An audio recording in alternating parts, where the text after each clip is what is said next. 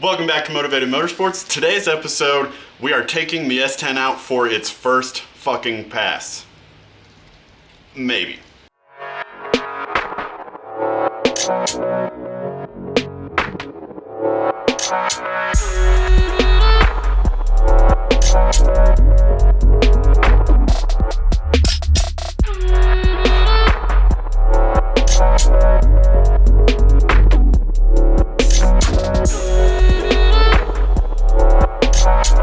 Alright, so like I said guys, today is hopefully the first pass in this thing.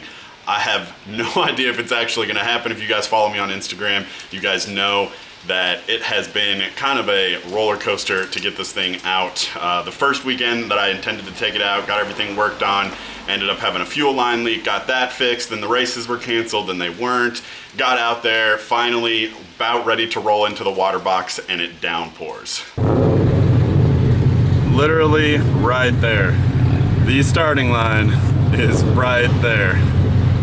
We were the next pair up. Son of a... Then last weekend it got rained out again. Yesterday they were supposed to have a test and tune. I was going to it, but then it ended up dropping down into the 30s on temperature. So today, 65, sunny, we're taking it out. Hopefully they're gonna let us run some time only passes, but we'll see. So let's get all this crap loaded up and get out to the track so that way we can make our first pass. All right, so again, kind of got out there. All the stuff that I recorded while we were out there, you couldn't hear any of it because of all of the wind and everything that was going on here. I do have windscreens coming. Eventually, I'll get all this camera stuff figured out and how to actually make good videos. But until then, we're just gonna kind of keep doing this where I talk to you back at my house so that way you guys can actually understand what was going on. It was also a little bit hard to understand some of the stuff I was saying because I was trying to jump through it really quickly to try to get as many passes in as I could that day. We did get passes. It started really late. It was super cold, super windy, but finally got up there. Did the first burnout.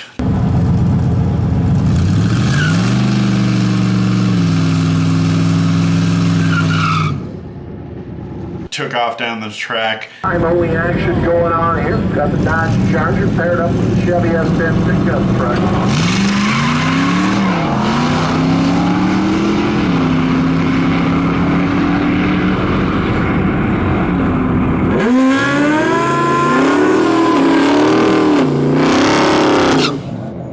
Got through my first one and 13.83. So not exactly where I was hoping. Definitely was really hoping for a low 13, like a 13.2, 13.1, that then I could start building up a little bit of the tune, messing with how I was launching, you know, all that stuff, to then be able to bring me down into a 12-second pass. I was really hoping for a 12 or a high 12-second pass. And I mean, 13.83 is not anywhere near that. So definitely not what I was hoping for, but you know what? I've watched enough car shows. Prepare for a montage of excuses. Oh man, them tires, they're just junk tires. It was really cold outside, man. Torque converter stall's not right for this combination at all. You know, it wasn't good connectivity in between, you know, the brain and the hand. That track prep, I just wasn't at my race weight. That's what it was. The rear gear and the back end's just weighed wrong. The horsies, they're just not there today. It's just, the limited slip, it wasn't working. I only had one wheel wonder. That was it, just one wheel. Man, oh man. I had the biggest Mexican burrito ever. The motor's tired. I get the nervous farts. And I was inside the little cab of the truck. There's not a lot of room, not a lot of air anyways inside the truck, and all the farts and gases, and I started getting dizzy, and so not all those are completely fake. Some of them are actually a little bit real. Went back, looked at the data. It appears that I did spin right off the line. Looked back at the video. There are a couple of things. I did have a little bit of a one-wheel wonder, as you guys saw. I did also spin directly off the line. A lot of that's probably due to tires are just not good enough for this thing. So yeah, knowing that I spun off the line, I decided that I was gonna focus on that, try to really get a good launch off the line. Decided that I was gonna do a better burnout to really get the tires going. I didn't do that big of a burnout on the first round, so do a bigger burnout, really get the tires nice and hot.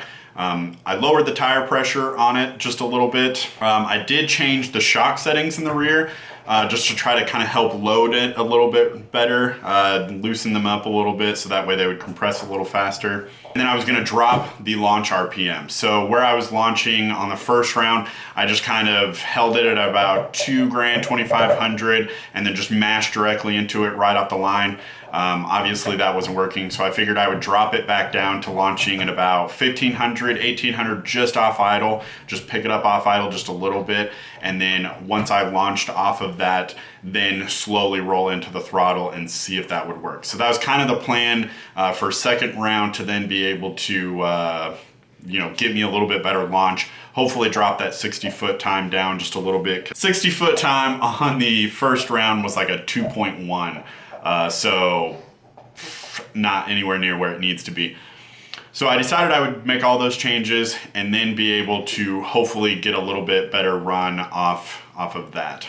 Second round, got up there, did a pretty decent burnout, got up to the line, launched off the line, took off.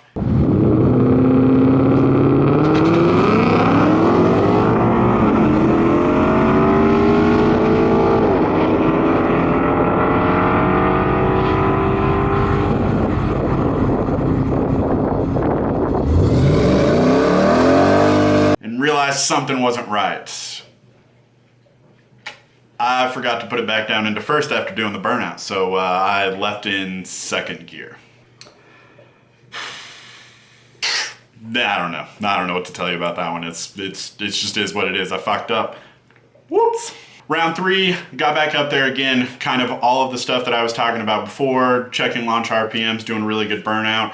For some reason, again, it messed up the burnout. I don't know exactly what I did, if I accidentally let off the line lock when I shifted into second or what it was doing, but I definitely didn't get a big enough burnout.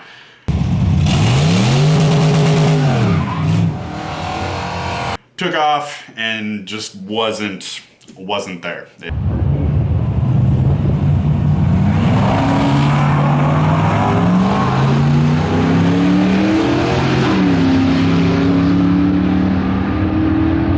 Fourth round, got up there, good burnout. Got a bad U-joint.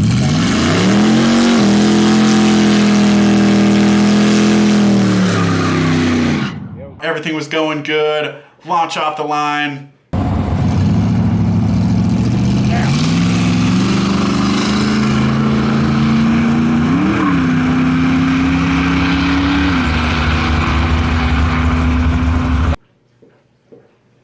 Second gear again.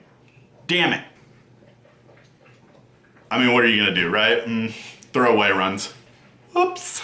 Rounds 5 and 6, again, messing with the launch RPM, finally got a good run off of 5 and 6, messed with it a little bit more, just tweaking it, the launch RPM, and then how fast I roll into the throttle with doing big burnouts. Both of those had really good burnouts. Both of those decent passes, again, in the mid to 13 second range, 13.3, 13.5 is where all those were landing.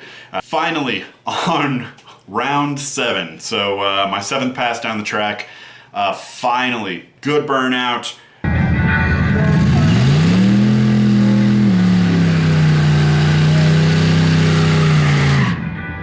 Remember to put it into first on launch. Launched off the line at a good RPM, be able to roll into it. There was just a little bit of spin that I could feel, but I really feathered the throttle as I rolled into it off of first gear.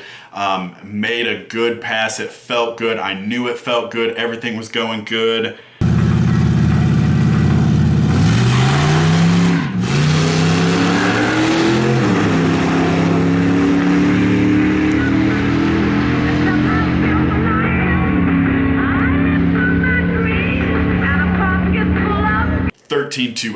So dropped my 60-foot time down just a little bit. I finally had my first 60-foot time under 2, which would be about a 1.98. Ran through the end, 13.28, like I said, at 101 miles an hour. That would be my best pass for the night. I finally figured that out, so I was like, I'm gonna go one more time just to try to see if I can't drop it anymore. If I can do that, maybe I can get a low, a 13.1 something. Went out, tried to do the burnout, something felt real wrong. Something like almost like the transmission was slipping or the rear end had locked up or something. Rolled out of the burnout, everything seemed to be fine, so I decided I was gonna make the pass anyways and just see what it did. Made a pass, it was a 13.5 second pass, so, but I just didn't feel comfortable running it anymore after that, with that going on. I figure I probably had a shift linkage out of adjustment, or I was low on trans fluid, or something was wrong in the rear end, something was happening causing me not to have a good launch.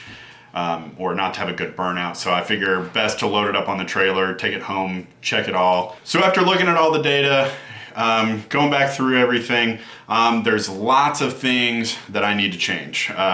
Tires, rear gear, limited slip issues, but I decided to kind of focus on the stuff that was going to help me the most. So that would be the stuff such as my 60-foot time. Anything that would affect my 60-foot time. I knew I needed to drop my 60-foot time. Things I decided to focus on were checking the limited slip to make sure both tires spun during the burnout. I had a couple of them that both of them didn't spin the first round like you guys saw, and then I think there was a couple other ones. I think my third round maybe didn't spin both of them, and I think my last one didn't spin. So I figured I would check both of those, or check my limited slip. I was really actually hoping that there wasn't a limited slip in there so I could throw like a mini spool in there or something. That's not the case. I definitely did have a limited slip in there. But I also decided to try to get some drag radials put on there, some slicks to try to help get that initial bite, get those junk all-terrain tires off of there. I also decided to put on the exhaust, go through actually building the full exhaust all the way out the back. I still hadn't put an exhaust on this thing yet since the last time I tuned it and figured out that I was getting a little bit of backflow and affecting my O2 readings. So I knew I had a safe enough tune that I could take it to the track and be okay with it, but I really wanted to be able to put a good tune into the car. So I decided that I was going to build the exhaust so that way I could tune it a little bit while I was running down the track, at least be able to tune some of the higher RPMs, get the air-fuel ratios a little bit more exact, and then once I figured out that, then I could add in some timing and play with timing once I was pretty happy with fuel. I also decided to check the trans over, just make sure the fluid wasn't looking bad, that there was nothing in the fluid, and then I also was going to readjust the linkage, make sure all the linkage and everything was good. I only had a week to do that, so I didn't record any of that. So I did build the exhaust, did get new drag radials, checked the limited slip. Everything appeared to be good on the limited slip, so I just cleaned it all out and put new fluid in there. I was hoping that the guy who had it before me just didn't put the right fluid into it. So the limited slip, the clutches on there weren't happy. So put new fluid in it, drag radials, exhaust, got all the exhaust built for it, checked all the trans. It took me till midday Saturday to do all of that. The next time trials that we're running were that Saturday. So I decided to load everything up, get back out to the track, got it all done, went out the first round, 60-foot time dropped to a 1.89. So that's the first number I saw when I grabbed the time slip, and I was like, oh man, I dropped a 10th just off my fastest ET, or off my fastest 60-foot from the previous weekend. So I've already dropped a 10th off that for surely had to drop my ET. It did not. Still a mid 13 second pass. I don't have any videos of the second night of racing. Nobody was able to come out with me to be able to hold this camera. And so I ended up trying to use my in-car camera, my little GoPro style camera that I have, and it just wasn't working. The card failed on it. So that's also why I lost all my in-car videos from all the previous races. That's why you only got all the outside videos. So round 2, got up to the line and I decided I was gonna full send it. It hooked really well off round 1. So we're just gonna full send it on round 2. Full sent it off the line, mashed into the throttle as hard as I could. It took off. It hooked perfectly. Dropped my 60-foot time to a 1.85. Super huge drops. I mean, that's another 10th of a drop. Dropped my ET to 13.20. Still not able to hit where I need to hit on the ET. So I decided to go back and look at the data. What is my, what is the computer doing? So looking through the data, I found that on launch and on every single shift, I could watch my timing go from roughly 25 degrees, 26 degrees, somewhere in that range, drop all the way to roughly 6 or 7 degrees. I'll show you right here. So yeah, dropping off every single shift. As soon as you see the RPMs drop, the timing immediately drops down also. Super unfortunate. So I thought that I just had something messed up in some of my timing tables. Went through all my timing tables, didn't see anything that would have caused it to drop that far. So I decided I was just going to do a 3-degree hit across the table and see what that did. Kind of play with it, next run, go out, run, mid 13-second pass again, and still timing does not change. I do it 3 or 4 more times, still nothing. I did get back today. I've researched it a little bit this morning. I found that evidently the torque management system on these things do not turn off when you change them to non-electronic automatic transmission, which that's what I changed my PCM to, thinking that, you know, it's all offering torque management by gear. And so I figured, since I don't have any gears, it doesn't know what gear I'm in, it's not going to manage any of the torque, but evidently I'm wrong on that. So I now am going to have to go through all of that, change all of those settings, and then I'm going to probably take it out to my buddy's house this weekend, try to get a little tuning in out there, try to see if I can't mess with those timing tables and pick that timing up. So I did compare to my time slips from the weekend before and this past weekend. Both of them were running roughly 13.25-ish. Both of them were real close on the ET. My 60-foot time though had a difference of, yeah, roughly 2.5 tenths, but my ET was pretty much the same, and my mile an hour, one of them was at 101 and one of them was at like 98 miles an hour. So I know that I'm just not running it out the backside. Somehow it's just not accelerating as hard out the backside. I think adding the exhaust has robbed just a little bit of the horsepower, and that's causing the slower times on the backside. So I'm hoping that by being able to add back in some timing, because if I'm only at 6 degrees of timing and only getting in the upper teens in timing, if I can jump that timing and get it up into the mid 20s, upper 20s, lower 30s range of where it should be, if I can get the timing up there, I think that'll dump a bunch of horsepower back into it. Definitely on the shifts, it'll be a lot harder shift. Hopefully be able to bring that ET back down and compensate a little bit for the exhaust. So we're gonna try it. I'm gonna go out this weekend. I'm gonna go take it to my buddy's house out by his shop and run it up and down the road again. We're gonna tune fuel tables, get those a little better set to where I'm happy with them, and then start tuning on the ignition, or yeah, onto the spark tables, and try to get those a little better set up.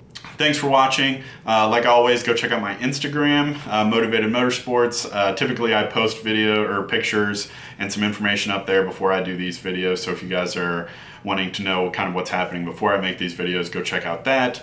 And then, yeah, like, share, subscribe, do all that fun stuff for this video. If you have any questions or comments, leave them in the comments section below. And we'll catch you next time. Thanks.